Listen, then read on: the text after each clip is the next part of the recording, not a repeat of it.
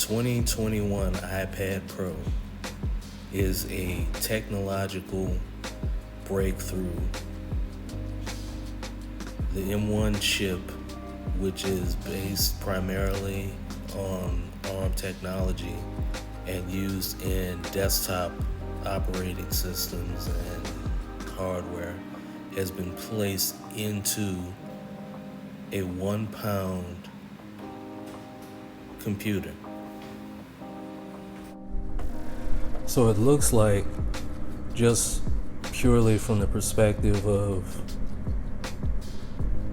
benchmarks, the early benchmarks that I ran, Geekbench 5, it's just the MacBook Pro and the M1 iPad Pro have much more in common than the iPad Pro has with the 2020 version of it.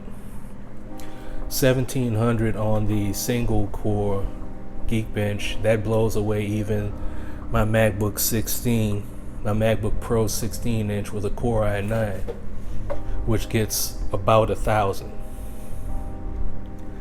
and my MacBook Pro gets about 6,700 or so 6,500 for the multi-core, which again, I'm a little bit surprised that I'm only getting 6,000 for the multi-core. It seems like maybe because it's an 11-inch iPad Pro, it's not scoring as high as I've seen the iPads online score that are 12.9 inches, and I guess that stands to reason because it's a smaller chassis, so it has less of a thermal envelope. Now I'm blown away that this 1-pound iPad is scoring as much as a full-blown MacBook Pro or desktop. It's scoring the same. It's having the same scores as an M1 MacBook Pro or MacBook Air. The web speedometer of 230 is just incredible. You're not going to find an Intel laptop that scores that high, let alone an Android tablet or something like that. And that's compared to the web speedometer of 150 that we got for the 2020 version, which is still good. That's still way ahead of an Intel laptop. So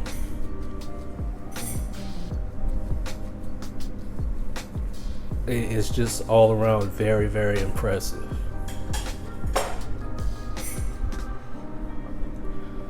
But the thing that remains is, for all these impressive scores, the iPad was never slow to begin with.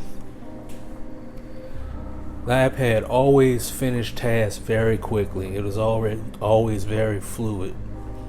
So, is there a benefit to the average person of having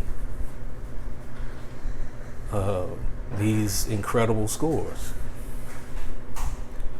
And I would have to say no, quite frankly.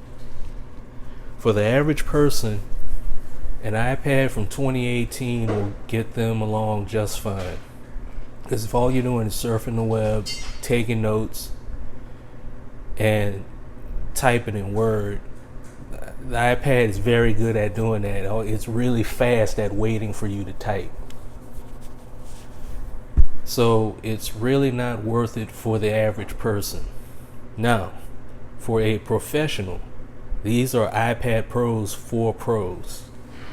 If you're editing video, editing podcast, if you're working with web pages that require really fast JavaScript performance, you're going to see a difference with these iPads. But other than that, I really can't see the point of having these very fast iPads until iPad OS catches up. iPad OS right now is a limiting factor. I mean, we don't have extended monitor support. We don't even have something like Mac app support. These iPads are plenty capable of running Mac apps. They should be able to run them. We don't have any Pro apps. We don't have Final Cut Pro. We don't have Logic. We don't have Xcode. We don't have these things to run. So how are we going to take advantage of 8 to 16 gigabytes of RAM? We just can't. There's just no point. So my advice is to most people, find a used 2018, 2020, or 2020 iPad. They'll serve you just as well, and the new keyboard cases will fit them. Treat yourself to a Magic Keyboard. Save the money. That's all I got. I've been John.